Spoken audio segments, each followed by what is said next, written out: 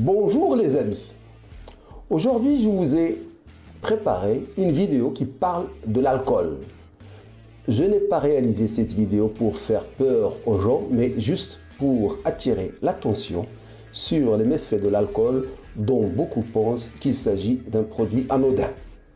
Chacun est libre de son choix, mais en tant que professionnel de santé, mon devoir est d'avertir les gens. Si le contenu de cette vidéo vous plaît, vous pouvez liker comme vous pouvez vous abonner en cliquant sur la clochette. Dans une ancienne vidéo, j'avais parlé du rôle de l'alcool dans le cancer. Tous les scientifiques sont unanimes sur les méfaits de ce produit. Aujourd'hui, je voudrais vous parler de la réduction de la consommation de l'alcool et le cancer. L'alcool est un important facteur de risque évitable de cancer.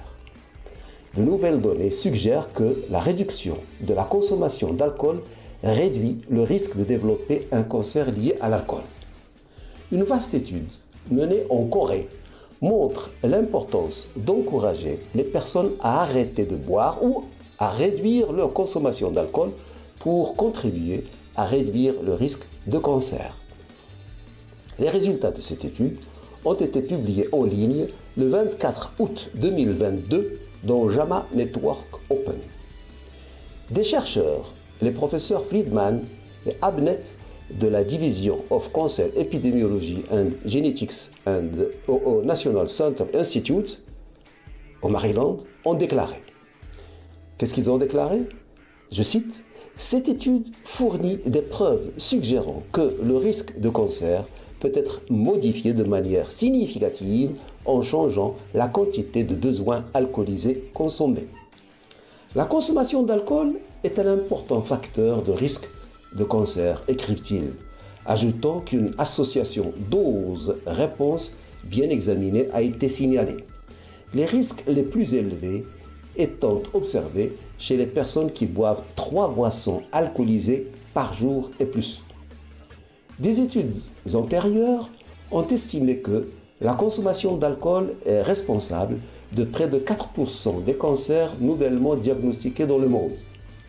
Netscape Medical News avait rapporté que les chiffres sont beaucoup plus élevés pour certains cancers spécifiques, ainsi l'étude américaine a révélé que l'alcool est responsable de 45% des cancers de la cavité buccale, du pharynx et de 25% du cancer de larynx, de 12,1% des cancers du sein chez la femme, de 11,1% des cancers colorectaux, de 10,5% des cancers du foie et de 7,7% des cancers de l'œsophage.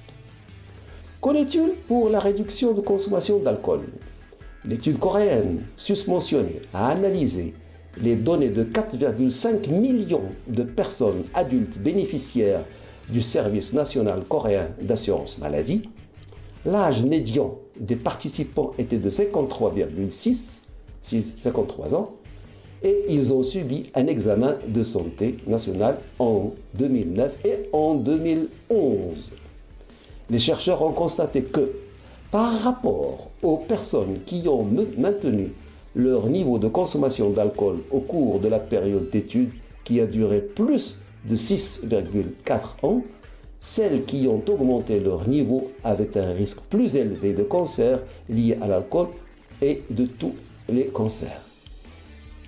L'arrêt et la réduction de la consommation d'alcool devraient être renforcés pour la prévention du cancer, concluent les auteurs. Les études récentes ont montré que même sans être un très gros consommateur ou alcoolodépendant, la consommation d'alcool a une influence sur le développement de nombreuses pathologies, cancers, maladies cardiovasculaires et digestives, maladies du système nerveux et troubles psychiques. Voilà ce que je voulais vous dire aujourd'hui. Flash Actu vous remercie de votre attention et vous donne rendez-vous demain. Au revoir.